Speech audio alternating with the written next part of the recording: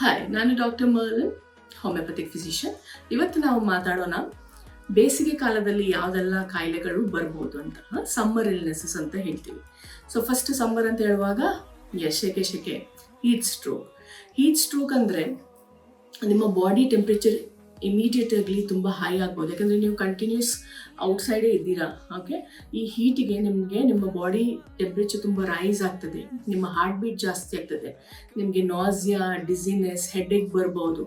ಇಷ್ಟು ತನಕ ಕೂಡ ನೀವು ಇನ್ನೂ ಮನೆಗೆ ಬರಲಿಲ್ಲ, ಇಲ್ಲದ್ರೆ ಶೆಲ್ಟರಿಗೆ ಬಂದಿಲ್ಲದಿದ್ದರೆ ನಿಮಗೆ ಮನಸ್ಸಲ್ಲಿ ನಿಮಗೆ ಡಿಸ್ಟರ್ಬೆನ್ಸ್ ಆಗ್ಬೋದು. ಓರಿಯೆಂಟೇಷನ್ ನಿಮ್ಮದು ಲೂಸ್ ಆಗ್ಬೋದು. ಅಂದರೆ ನೀವು ಏನು ಮಾತಾಡ್ತೀರೋ ನಿಮಗೇನೆ ಗೊತ್ತಾಗೋದಿಲ್ಲ, ಮೆಂಟಲ್ ಕನ್ಫ್ಯೂಷನ್ ಅಂತ ಹೇಳ್ತೀವಿ.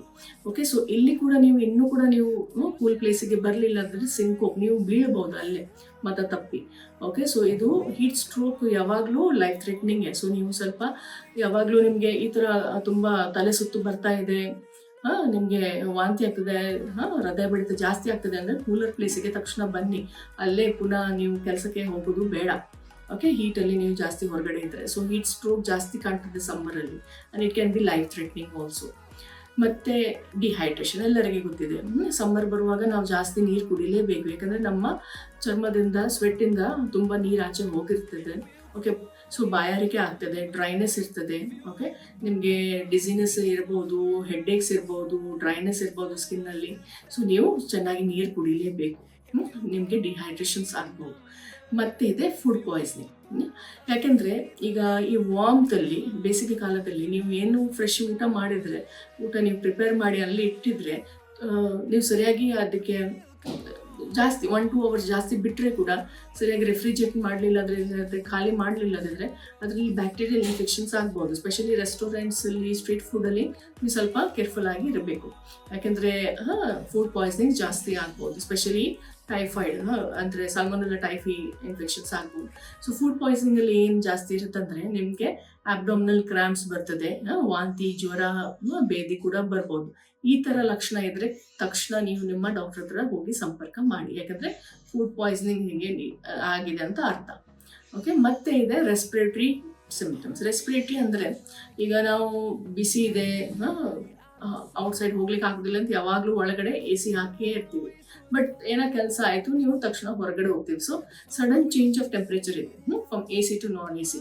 ಸೊ ಇಲ್ಲಿ ಏನಾಗ್ತದೆ, ಯೂಶುವಲಿ ಸೋರ್ ಥ್ರೋಟ್ಸ್ ಇರ್ಬೋದು, okay, respiratory tract, upper respiratory tract infections ಇರ್ಬೋದು, okay, dryness of the cough ಇರ್ಬೋದು. ಸೊ ನೀವು ರೆಸ್ಪಿರೇಟರಿ ಸಿಂಪ್ಟಮ್ಸ್ ಕೂಡ ಬರ್ಬೋದು ಈ ಬೇಸಿಗೆಯಲ್ಲಿ. ಮತ್ತೆ ಇದೆ ಕಂಜಕ್ಟಿವೈಟಿಸ್, ಕಣ್ಣು ಬರುತ್ತೆ ಅಂತ ಹೇಳ್ತೀವಲ್ಲ, ಮೆಟ್ರಸ್ ಐ ಹೇಳ್ತೀವಿ, ರೆಡ್ ಐಸ್ ಅಂತ ಹೇಳ್ತೀವಿ, ಕಂಜಕ್ಟಿವೈಟಿಸ್. ಸೊ ಈ ಕಂಜಕ್ಟಿವೈಟಿಸಲ್ಲಿ ಕೂಡ ರೆಡ್ನೆಸ್ ಆಫ್ ಐಸ್ ಕಾಣ್ಬೋದು. ಯಾಕೆಂದರೆ ಈಗ ಬೇಸಿಗೆ ಕಾಲದಲ್ಲಿ ನಾವು ಜಾಸ್ತಿ ಸ್ವಿಮ್ಮಿಂಗ್ ಪೂಲ್ ಹೋಗ್ತೀವಿ. ಓಕೆ, ಇಲ್ಲದ್ರೆ ತುಂಬ ನಾವು ಉಜ್ತೀವಿ ನಾವು ಕಣ್ಣನ್ನು. ಸೊ ಬ್ಯಾಕ್ಟೀರಿಯಲ್ ಇನ್ಫೆಕ್ಷನ್ ಆಗ್ತದೆ, ಡ್ರೈ ಧೂಳು ಇರ್ತದೆ. ಓಕೆ, ಮತ್ತು ಸ್ವಿಮ್ಮಿಂಗ್ ಪೂಲಲ್ಲಿ ನಿಮಗೆ ಕ್ಲೋರಿನ್ಸ್ ಹೈ ಇರ್ಬೋದು. ಮತ್ತು ನಿಮ್ಗೆ ಗೊತ್ತಿದೆ, ಯೂರಿನ್ ಕೂಡ ನಿಮಗೆ ಸ್ವಿಮ್ಮಿಂಗ್ ಪೂಲಲ್ಲಿ ಇರ್ತದೆ. So this also can causes infection to the eyes. So ಈ ಥರ ಸಿಚುವೇಶನ್ಸಲ್ಲಿ ನೀವು ಹೇಗೆ ಹ್ಯಾಂಡಲ್ ಮಾಡಬೇಕು? ಈಗ ಕಂಜಕ್ಟಿವೈಟಿಸ್ ಇದ್ದರೆ ಡೆಫಿನೆಟ್ಲಿ ಹೋಮಿಯೋಪತಿಕಲ್ಲಿ ಇಫ್ರೇಷಿಯಾ ಮೆಡಿಕೇಶನ್ಸ್ ಇದೆ, ನೀವು ಯೂಸ್ ಮಾಡ್ಬೋದು. ಇಲ್ಲದಿದ್ದರೆ ನೀವು ಈಗ ಪೂಲಿಗೆ ಹೋಗಬೇಕು ಅಂತ ನೀವು ಯೋಚನೆ ಮಾಡಿದರೆ ಸ್ಪೆಷಲಿ ನೀವು ಗಾಗಲ್ಸ್ ಯೂಸ್ ಮಾಡ್ಬೋದು ಐಸ್ಗೆ. ಓಕೆ, ಮತ್ತು ಯಾವ ಟೈಮಲ್ಲಿ ಜಾಸ್ತಿ ಜನ ಇಲ್ಲ ಆವಾಗ ನೀವು ಪೂಲನ್ನೇ ಎಂಜಾಯ್ ಮಾಡಿ. ಮತ್ತು ರೆಸ್ಪಿರೇಟರಿ ನಾನು ಹೇಳಿದೆ. Okay, from AC to non AC ಇರುವಾಗ ನಿಮಗೆ ಸೋರ್ನೆಸ್ ಇರ್ಬೋದು, ನಿಮಗೆ ಥ್ರೋಟ್ ಇನ್ಫೆಕ್ಷನ್ಸ್ ಇರ್ಬೋದು, ಕಾಸ್ಟಿಕಮ್, ಎಕೋನೈಟ್, ಹೆಪಾರ್ಸಲ್ಫ್ ಇದೆಲ್ಲ ಮೆಡಿಕೇಶನ್ಸ್ ನಿಮಗೆ ಯೂಸ್ ಆಗ್ಬೋದು. ಮತ್ತು ಫುಡ್ ಪಾಯ್ಸನಿಂಗ್ ಅಂತ ಹೇಳಿದೆ. ಸೊ ಫುಡ್ ಪಾಯ್ಸನಿಂಗ್ ಯಾವುದು ಬ್ಯಾಕ್ಟೀರಿಯಲ್ ಇನ್ಫೆಕ್ಷನ್ಸ್ ಇರಲಿ, ಇಲ್ಲ ಜಸ್ಟ್ ನಿಮಗೆ abdominal cramps, vomiting, loose motion ಇದ್ದರೆ ಆರ್ಸೆನಿಕಮ್ ಆಲ್ಬಮ್, ನಕ್ಸೋಮಿಕಾ, ಎಪಿಕ್ಯಾಟ್, ಮರ್ಕಾ ಇದರಲ್ಲಿ ಯಾವ್ದು ನಿಮ್ಮ ಡಾಕ್ಟರ್ ಪ್ರಿಸ್ಕ್ರೈಬ್ ಮಾಡ್ತದೆ ಆ ಮೆಡಿಕೇಶನ್ಸ್ ನೀವು ಯೂಸ್ ಮಾಡ್ಬೋದು. ಡಿಹೈಡ್ರೇಷನ್, ಡೆಫಿನೆಟ್ಲಿ ನೀವು ಸರಿಯಾಗಿ ಹೈಡ್ರೇಟ್ ಆಗಲೇಬೇಕು. ಓಕೆ, ನೀರು ಬಾಟಲ್ ತಗೊಳ್ಳಿ. ನಿಮ್ಮ ಯಾವುದು ಪ್ಯೂರಿಫೈಯರ್ ಇರಲಿ, RO ಇರಲಿ, ಏನೇ ಇರಲಿ, ಸ್ವಲ್ಪ ಬಾಯ್ಲ್ ಮಾಡಿ ಕೂಲ್ ಮಾಡಿ ನೀವು ನೀರು ಸೇವನೆ ಮಾಡಿ. So it will destroy all the bacterial and viral. So ನೀವು ಹೆಲ್ದಿಯಾಗಿ ಇರ್ತೀರಿ. ಯಾಕಂದರೆ it's very important in summers. Hydrate yourself. ತುಂಬ ಡಿಹೈಡ್ರೇಷನ್ ಆದರೆ you can take ORS, WH ಯಾರು ಓಕೆ ಇದು WHO ಓರಿಯೆಂಟೆಡ್ ORS ಅಂತ ಹೇಳಿದ್ರೆ ನೀವು ತಗೊಳ್ಬೋದು.